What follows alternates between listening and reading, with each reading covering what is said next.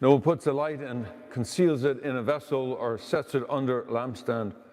Rather, he places it on a lampstand.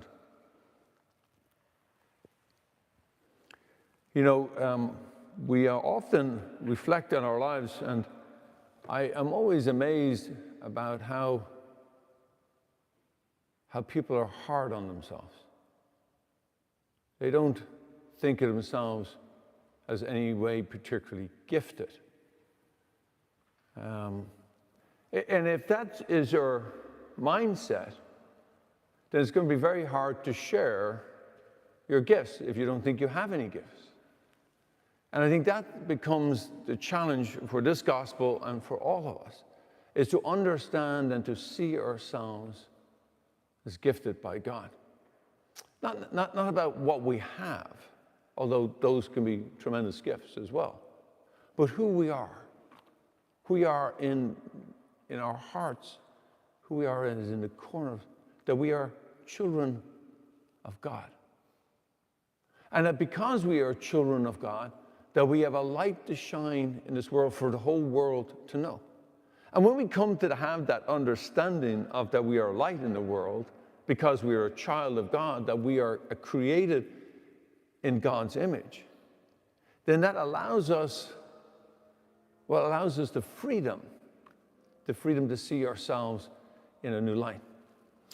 St. Ignatius, in his spiritual exercises, lines out a number of different struggles with this. And he calls it the inability to see our gifts as unfreedom. Unfreedom.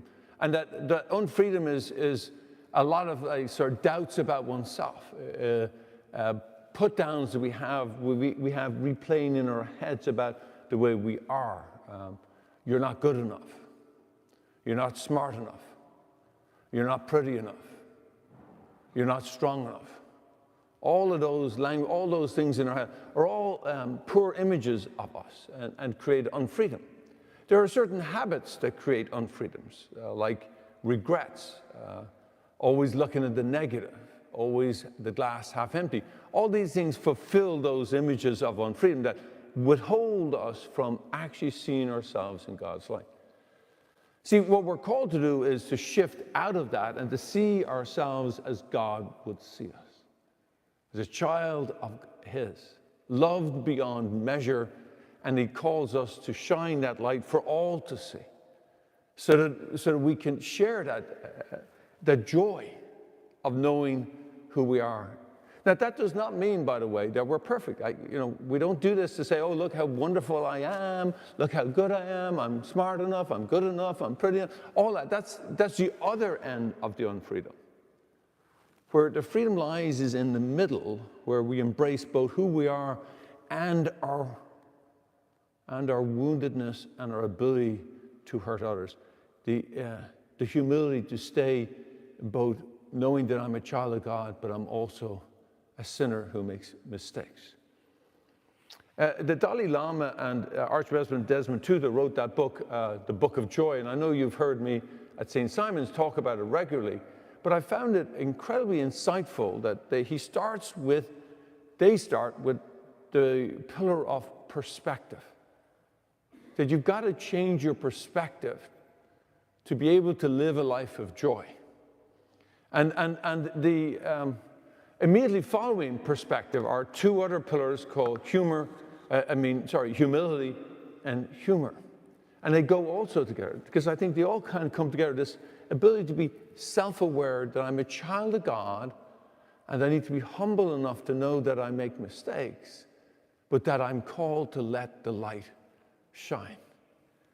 And the question then is, what does that look like in life? Well, first of all, we want to be able to let other people's light shine. So there's this tension that I want to shine my light, but also bring the light out in others by letting them talk about their stories.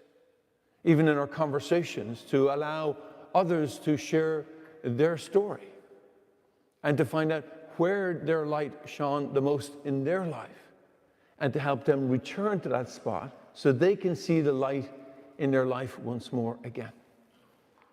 I think one of the greatest gifts that we can give each other is to be humble enough to not just hear, but to listen to each other's stories.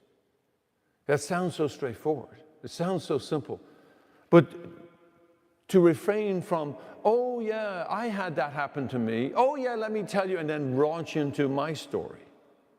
Instead, listening to their story and letting the energy and the passion come about why that story's so important to them.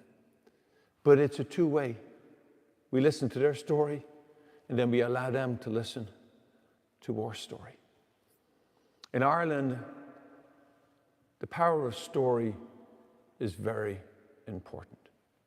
Learning to tell our story, learning to let our light shine is an important art that I hope we will learn on this journey of pilgrimage.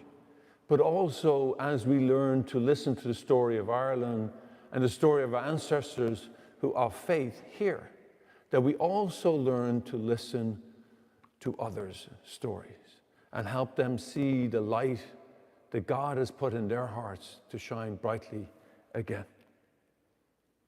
No one who lights a lamp conceals it, but rather places it on a lampstand.